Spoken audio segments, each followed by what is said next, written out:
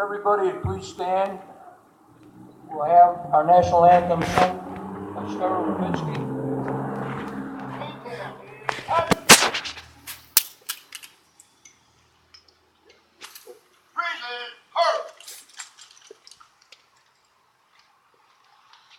Oh, say, can you see by the dawn's early light what so proudly we hailed at the twilight's last gleaming, whose broad stripes and bright stars through the perilous night and the ramparts we watched were so gallantly streaming, and the rocket's red glare, the bombs bursting in air, gave proof through the night that our flag was still there. Oh, say does that star-spangled banner yet wave o'er the land of the free and the home of the brave.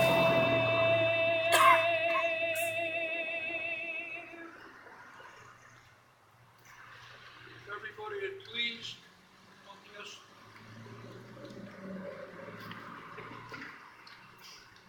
We'll have our Pledge of Allegiance. I pledge allegiance To the flag of the United States of America and to the republic for which it stands, one nation, under God, indivisible, with liberty and justice for all. Detail. Order. Arm. Hurry. Press. I'd like to welcome everybody here today. Memorial Day. Memorial Day is the one day set aside that's dedicated to the men and women who served in our country's military, and especially those who came back broken in body or spirit or didn't come home at all. Throughout our history, it has been their sacrifices that keep our nation safe and free. Because of their military service, our country has an obligation to care for our returning veterans. This is not happening. Our politicians have turned their backs on them. We have troops in Iraq, Afghanistan, Africa, Poland, Korea, Cuba, and Germany, along with saber rattling from Russia, Syria, Iran, and Al-Qaeda. With all this going on, and in their infinite wisdom, our politicians in Washington have decided to cut our military budget to a level not seen since the end of World War II. This weakens our nation, emboldens our enemies, and endangers our troops. We can find money to support failed social programs going back to the 1960s. Can't afford a strong military or afford to take care of our veterans. We can find money to dispense foreign aid throughout the world, which includes some of our enemies, but we can't afford a strong military to take care of our veterans. With a little prompting from our national media, we can afford to send a delegation of our most advanced surveillance equipment to Africa to find kidnapped women, but we can't afford a strong military or to take care of our veterans. We do not have the resolve to free a highly decorated Marine being held in jail in Mexico. His crime is he illegally crossed their border. I find that ironic. Maybe we can take the last 100 aliens that came across our border last night and trade them for one Marine.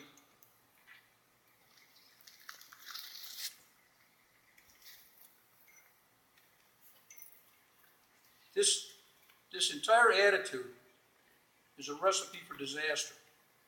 Russia, Iran, Al-Qaeda, and any of our enemies are not going away. Now more than ever, our troops need the full and unconditional support of our nation, and and every day somewhere in the world, our fighting men and women are under attack. Please hold a special place in your hearts for them. Our Veterans Administration system is at best totally incompetent, and no one is held accountable. Millions of dollars are wasted by mismanagement and a backlog of cases that were swept under the carpet, which resulted in veterans dying. This borders on being criminal. People, this is election year. Please let your congressmen and senators know that you support and want your veterans taken care of. Organizations like the American Legion, the VFW, the DAV, Wounded Warriors are all doing everything we can, but we need our government to step up and fulfill their commitment to our troops. On behalf of our local veterans, I would like to express our gratitude for the support we get from our community. Each and every man here salutes you. Thank you. God bless you. God bless your families, our military, and God bless America.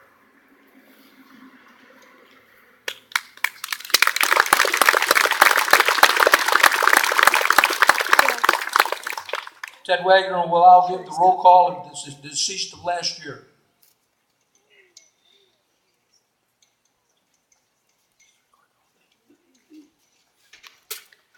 Let us all bow our heads as I read a list of our departed comrades who have passed since last Memorial Day. Ronald L. Lorge, Army, Vietnam. Dale M. Van Hooplam, Army, World War II. Terry Rudnick, Army, Vietnam. Robert Mansky, Army, military service. Matthew Buhager, Army, Vietnam. Leland R. Caring, Jr., Army, Korea. George Bud Derringer, Army, World War II. Philip N. Henry, Army, Air Force, World War II. Roger C. Johnson, Air Force, military service. Robert L. Englinger, Air Force, Vietnam. James M. Ruberg, Marines, World War II. James J. Padditz, Air Force, Korea. Donald Diller Borman, Army, Korea. Dave Killinger, Navy, Vietnam. Thank you.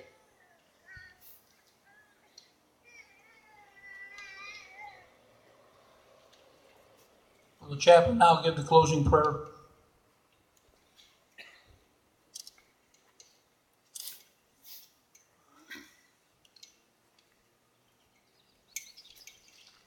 Almighty God, the hour has come when we must part.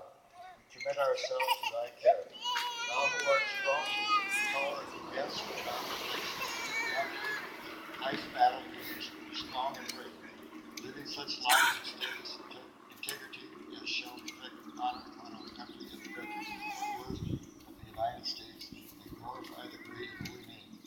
May the good providence shield us from all harm, watch over those who even now guard the gates of freedom, and bring us together again in true comradeship and peace. Amen.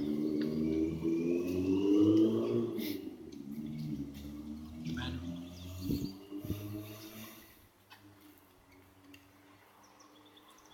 I would like to thank everyone for the support you give us and for showing up. It makes us feel really good to see this many people come out.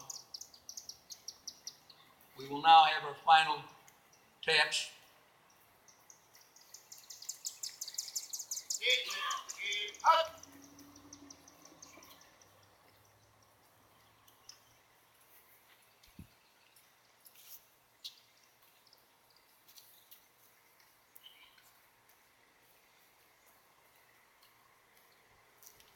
Color guard.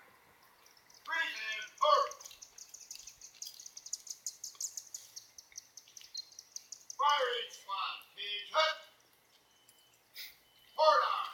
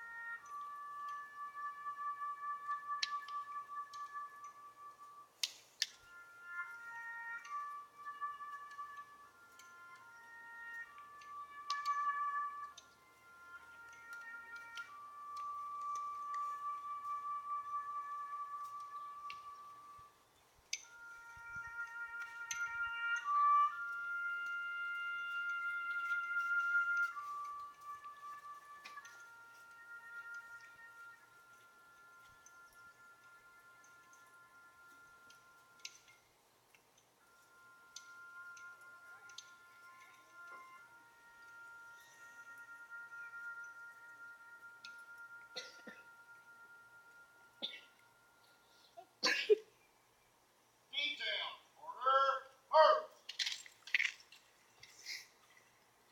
Wall out and line up on the street. We'll march down to the bridge.